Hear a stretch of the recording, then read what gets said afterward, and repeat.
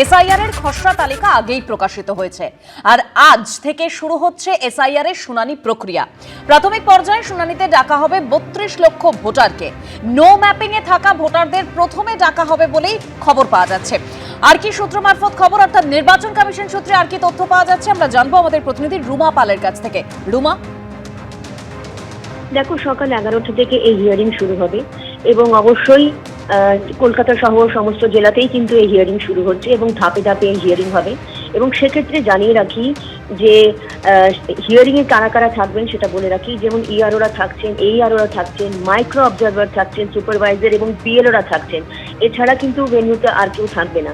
অন্যদিকে জানিয়ে রাখি যে যারা তথ্য নিয়ে আসবেন, ডকুমেন্টস নিয়ে আসবেন, সেক্ষেত্রে কিন্তু মাইক্রো অবজারভাররা সেই তথ্য কিন্তু খুঁটিয়ে দেখবেন, পুরো ভোটার যে তথ্য দিচ্ছেন সে সমস্ত যাচাই করবেন। অন্যদিকে জানিয়ে রাখি, কমিশন কিন্তু জানিয়ে দিয়েছে যে কোনো মিথ্যে কেউ ডকুমেন্টস দিলে সেক্ষেত্রে কিন্তু তার 1 বছরের কারাদণ্ড হবে। অন্যদিকে আরো একটা বিষয় কমিশন জানিয়েছে, যাদের সিএ সার্টিফিকেট আছে তাদের কিন্তু অ্যালাউ করা হবে ফর্ম 6 এর জন্য, অর্থাৎ নতুন ভোটারের জন্য। সিএ সার্টিফিকেট থাকলে তাদের অ্যালাউ করা হবে ফর্ম 6 এর জন্য, অর্থাৎ নতুন ভোটারের জন্য। এক্ষেত্রে কিন্তু কমিশন কালকেই এই বিষয়টা জানিয়েছে। অন্যদিকে জানিয়ে রাখি যে যেমন 85-র ঊর্ধ্বে যারা রয়েছেন, যে বয়স্ক ভোটাররা রয়েছেন, তাদের বাড়িতে গিয়েও শুনানি হবে। যেহেতু আজকে থেকেই শুনানি পর্ব শুরু হয়েছে এবং এখনো এই শুনানি প্রক্রিয়া চলবে, বেশ কয়েকদিন চলবে, সেক্ষেত্রে ধাপে ধাপেই কিন্তু নির্বাচন কমিশন সেই সমস্ত ভোটারদের যারা 85-র ঊর্ধ্বে রয়েছেন তাদের বাড়িতে গিয়ে শুনানি করবে। অন্যদিকে বলে রাখি, প্রায় মাইক্রো অবজারভারদের মধ্যে প্রায় এরকম 778 জন রয়েছেন যারা কিন্তু ট্রেনিং এ অংশগ্রহণ করেননি এবং তাদের থেকে সদুত্তর মেলেনি যে কেন তারা ট্রেনিং এ অংশগ্রহণ করেননি। তাদের কিন্তু শোকজও করা হয়েছে। মাইক্রো অবজারভারদের কিন্তু মূল দায়িত্ব রয়েছে, কারণ একদম শুনানির আগেই কিন্তু তাদের ট্রেনিং হয়েছে এবং কেন্দ্রীয় সরকারি কর্মচারী তাদের কিন্তু নিয়োগ করা হয়েছে। অর্থাৎ ইআরও এইআরও যেমন থাকছেন, তার সঙ্গে সঙ্গে মাইক্রো অবজারভাররাও কিন্তু ভোটারদের নথি যাচাই করবেন, ইআরওদের সাহায্য করবেন এবং স্পেশাল রোল অবজারভারকে তা জানাবেন। সব থেকে বড় কথা, আজকের থেকে প্রক্রিয়া শুরু হচ্ছে। এবং আরো একবার জানিয়ে দিই, ৩২ লক্ষ যারা আনম্যাপ 2002-এর সাথে যাদের কোনো লিঙ্ক হয়নি তাদেরই কিন্তু প্রথম প্রক্রিয়ায় এই প্রক্রিয়া চলবে। তাদেরকে ডাকা হবে শুনানিতে। অবশ্যই সেই শুনানি পর্ব চলাকালীন বোঝা যাবে যে কতটা এই শুনানি পর্বে কতজন ভোটার রয়েছে, তারা এই ক্ষেত্রে অবশ্যই প্রযোজ্য হলো, তাদের তথ্য প্রযোজ্য হলো এবং কাদের তথ্য প্রযোজ্য হলো না সেটা পরবর্তীতে জানা যাবে।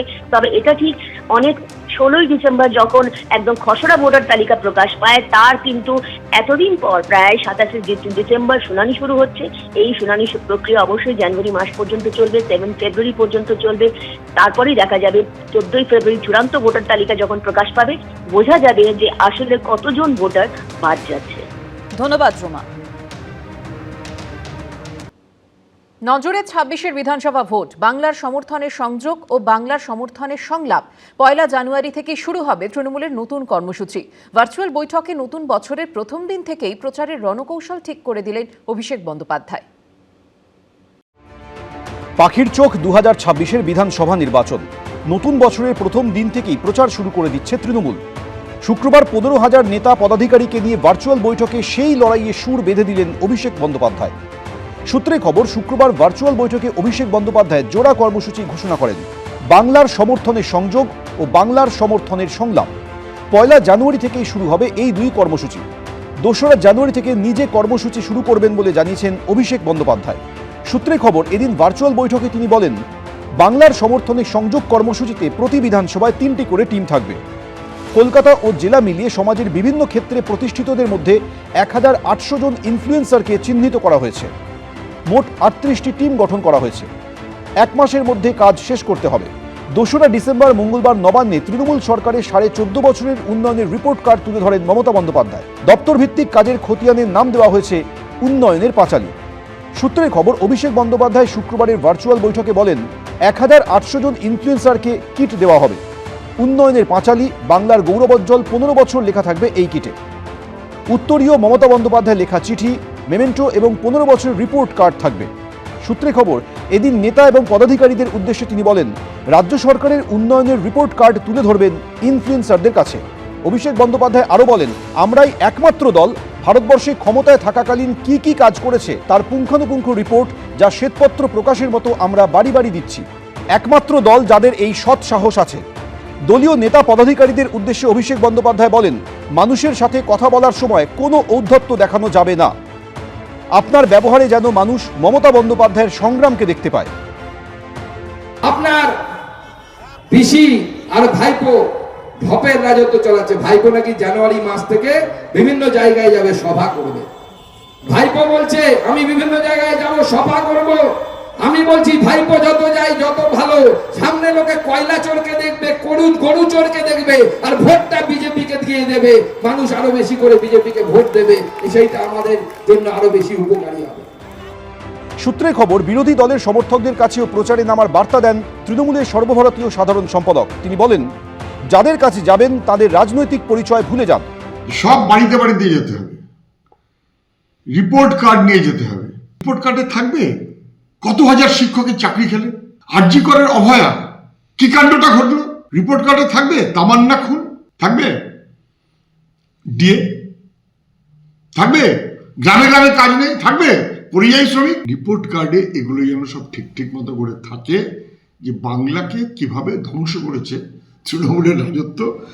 সূত্রে খবর, ভার্চুয়াল বৈঠকে অভিষেক বন্দ্যোপাধ্যায় বলেন, উন্নয়নের সংলাপ কর্মসূচি হবে একেবারে বুথ স্তরে। এদিন বুথ স্তরে প্রচারে দলীয় নেতাকর্মীদের একেবারে রুটিন বেঁধে দেন অভিষেক বন্দ্যোপাধ্যায়। তিনি বলেন, সকাল 9টা থেকে প্রচার শুরু করতে হবে। প্রচারের অংশ হিসেবে ধর্মীয় স্থান পরিদর্শন করবেন। জনবহুল এলাকায় ক্লাসরুমের আদলে পাড়ার সংলাপ করবেন। দলে যোগদানের কর্মসূচি থাকলে দুপুরে করতে হবে। এখানেই শেষ নয়। সূত্রের খবর, অভিষেক বন্দ্যোপাধ্যায় আরও বলেন, কোনো কর্মী যদি মান অভিমান করে বসে থাকেন তার বাড়িতে যাবেন, তাকে ফেরাবেন। কোনো হোটেলে নয়, মধ্যাহ্নভোজ করতে হবে BLA 2 বা কোনো বুথ কর্মীর বাড়িতে। অভিষেক বন্দ্যোপাধ্যায় এদিন বলেন, বিশিষ্টদের কাছে যেতে হবে, তাদের সবার মাঝে এনে সম্মান দেবেন। 1.5 মাস ধরে চলবে এই কর্মসূচি। উন্নয়নটা কি এটা উনি মুখে বলুন। হ্যাঁ, যত রিপোর্ট কার্ড পেশ করবে, মমতা যত মুখ খুলবে, অভিষেক যত রাস্তায় নামবে, তৃণমূলের ভোট তত কমবে। উন্নয়ন নিয়ে আপনি কি বলবেন? লক্ষ্মী ভাণ্ডার আর কতদিন বলবে মানুষের কাছে? যাবেন, আপনারা যাবেন। হ্যাঁ, মহিলা কর্মীরা হলে যদি যান তাহলে 8টার পরে যাবেন না। রাজ্য সরকারি কর্মচারীদের বাড়ি যাবেন না। হ্যাঁ, যারা শিক্ষক দয়া করে তাদের বাড়ি যাবেন না এরকম।